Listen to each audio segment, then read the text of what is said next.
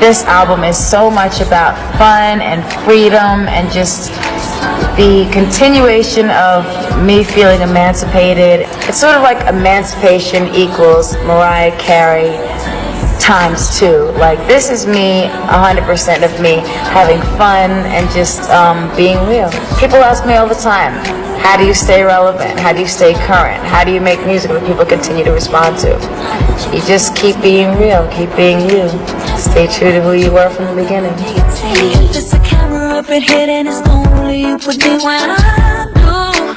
Migrate is just a fun, festive song. Basically, it was like, that song is about like migrating from one place to the other, like whether it's from the bar to the club, to the apartment, to wherever, whatever city, to the beach, to who knows where.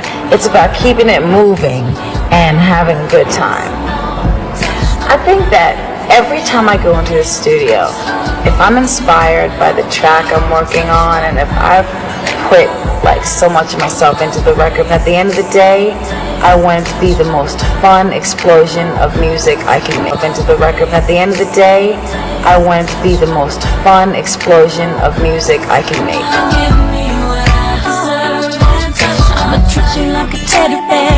This is so amazing to just feel like how fast Touch My Body is exploding all around the world. I'm just so thankful because it's a song that I love so much, and a song that really, you know, does express my personality. To just feel like how fast Touch My Body is exploding all around the world. I'm just so thankful because it's a song that I love so much, and a song that really, you know, does express my personality. I feel like you hear that song, you watch the video, you get a little bit of a glimpse into who I am as a person. I feel so close to that song that most of my really close friends, that's their favorite song, because it's fun and it's cute and it's not like taking itself too seriously.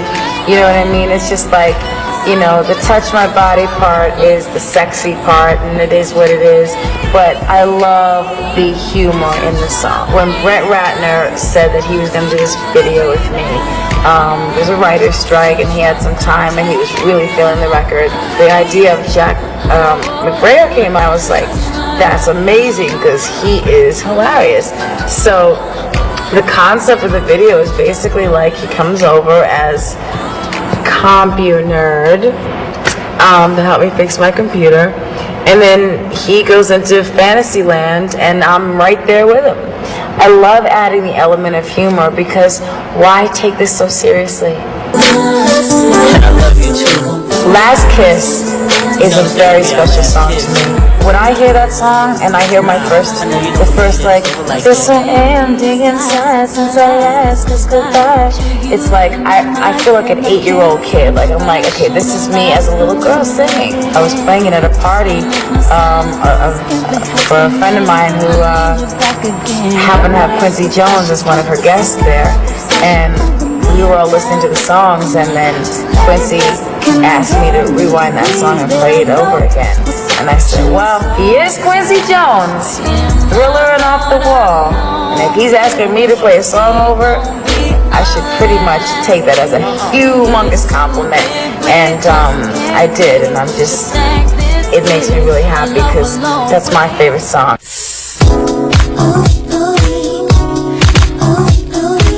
When I did that chick with Stargate, I was so excited to be in the room with Stargate because L.A. Reid had said he really wanted me to get in the room with them, and I am a fan of their work, and they were such cool guys, such really talented, truly good people. It's sort of that song you want to listen to as a girl. You know, you want to look at yourself in the mirror and go, I'm that chick you like. It's like preparation for a night out of feeling fly.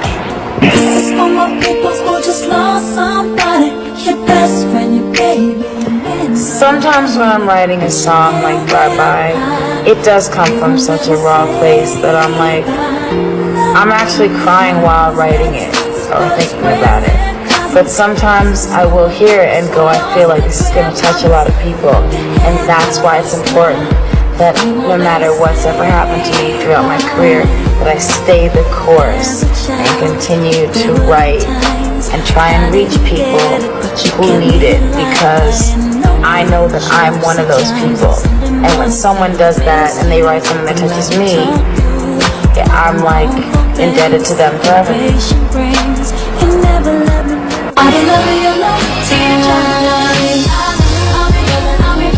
Loving You Long Time was one of the last songs I wrote for this album. I sat down to write it and thought, let me just make this like a carefree record. It's kind of a party record to me, you know? It's just like not caring too much about anything else that's going on, but you live. Cruise Control was the second trip I took to Atlanta to work with Jermaine.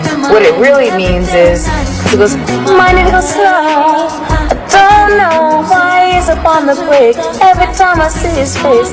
Basically, you need to slow down, because every time you're around this guy, you're going a little too fast, because he's the wrong type of guy for you to be with.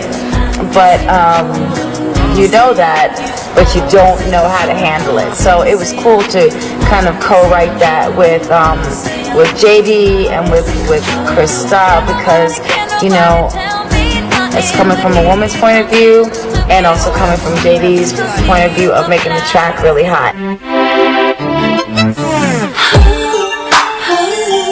For the record, the song is one of my favorite songs on this album.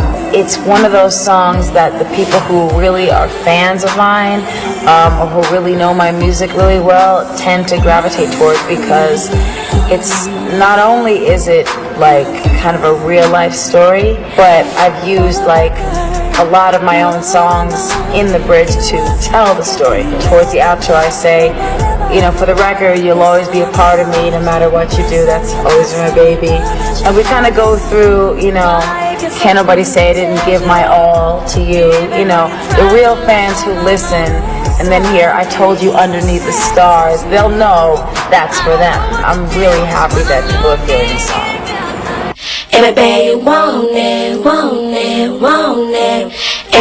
I love Jermaine Dupri as a person, and I love him as a fan. I'm a fan of his work. One of the funny things about Jermaine is when I say something to him, like, he just runs with it. Like, I said on the beginning of Love Story, I really want this beat to be hard, like make this for the Jeeps, like do not make this too soft. I want to stay true to what I love most, which is urban music and R&B music, and I feel that's the same thing that JD loves. And so basically, Jermaine did his ad-libs on the beginning of Love Story before we mixed it, and then he said, MC said, JD, you gotta make it knock, right? And then he goes a few beats and he goes, you hear that? So basically, what I asked him was make it really hard, like it's almost like a rap record, but it's ballad. And I think that's where our success comes from, because we understand each other on that level and because we grew up on the same type of music.